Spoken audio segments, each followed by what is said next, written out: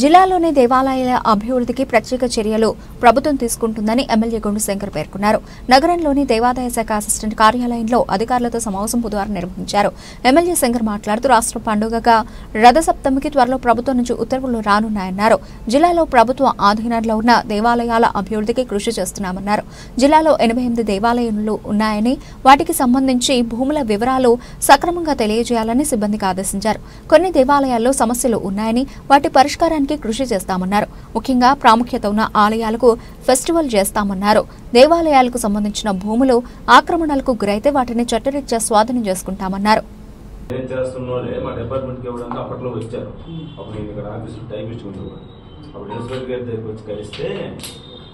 బాబు ఎందుకు మీరు చూసుకోవడం, మీరు ఎందుకు తగులు పడటం, మాకెందుకు ఇచ్చేస్తారని మా ఇన్స్పెక్టర్ ఆయన చెప్తే మళ్ళీ అందరికీ నమస్కారం.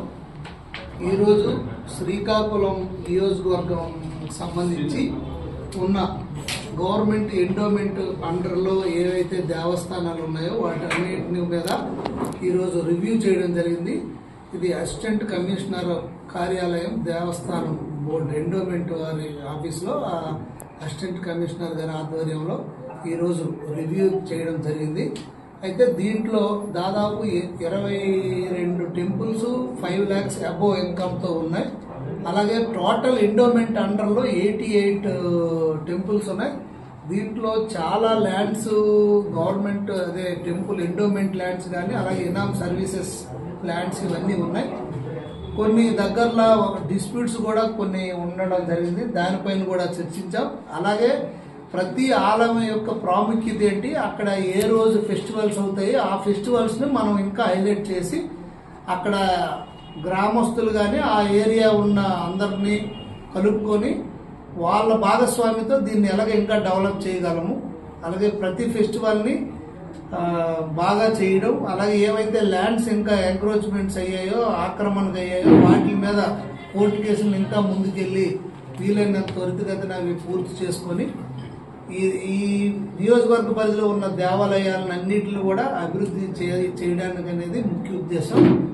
అలాగే అరసవల్లి టెంపుల్ ఏదైతే ఉందో దాన్ని ప్రసాద్ స్కీమ్ కింద మొన్న తయారు చేసాం. దానికి కేంద్ర మంత్రివర్యులు అలాగే రాష్ట్ర మంత్రివర్యులు కూడా అచ్చెన్నాయుడు గారు, రామ్మోహన్ నాయుడు గారు వాళ్ళంతా ఆధ్వర్యంలో మొన్న ముఖ్యమంత్రి చంద్రబాబు నాయుడు గారు గౌరవనీయులైనటువంటి ముఖ్యమంత్రి వర్యులు చంద్రబాబు నాయుడు గారు కూడా వచ్చేటప్పుడు రివ్యూ చేయడం జరిగింది. ప్రసాద్ స్కీమ్ కింద అరసవల్లి టెంపుల్ డెవలప్ చేయడానికి కోసం అది ఒకటి నిర్ణయం జరిగింది. అలాగే ఏదైతే మనకు రథసప్తమి ఫంక్షన్ ఉందో దాన్ని స్టేట్ ఫెస్టివల్ కింద డిక్లేర్ చేసిన ప్రభుత్వం త్వరలో ఉత్తర్వులు వెలువడుతున్నాయి. దానికి ఏంటి అనేది ఒక ప్రిలిమినరీ డిస్కషన్ ఒకటి జరిగింది.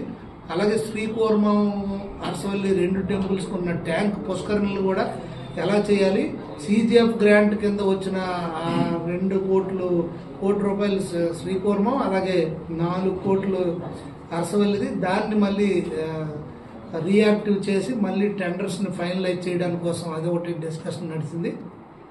ఇంకా అలాగే ఏంటి ఎంత ఆదాయం వస్తుంది, దీనికి ఏమైనా డిస్ప్యూట్స్ ఉన్నాయో అన్ని డిస్కస్ చేయడం జరిగింది. ఇంకా ఒక వారం 10 రోజుల్లో మళ్ళీ సమగ్రమైనటువంటి రిపోర్ట్ని తయారు చేయమని చెప్పాం. తర్వాత అందరం కూర్చొని మళ్ళీ దీన్ని ఎలా చేయాలి, ఇంకా మన శ్రీకాకుళం నియోజకవర్గంలో ఉన్న దేవస్థానాలన్నింటిని ఆస్తుల్ని ఎలా కాపాడుకోవాలి, అలాగే దేవస్థానాన్ని ఎలా డెవలప్ చేయాలని దీనిపైన ఈరోజు డిస్కషన్ జరిగింది. ఈ కార్యక్రమాన్ని చక్కగా నిర్వహించినటువంటి అసిస్టెంట్ కమిషనర్ గారికి, అలాగే అరసవల్లి దేవస్థానం డిప్యూటీ కమిషనర్ గారికి, అలాగే ఇతర శ్రీకూర్మం ఇతర దేవస్థానాలు రోమారుద్ర కోటేశ్వర ఆలయం ఈఓస్కి అందరికి కూడా నేను నా హృదయపూర్వక ధన్యవాదాలు తెలియజేసుకుంటూ నమస్కారం.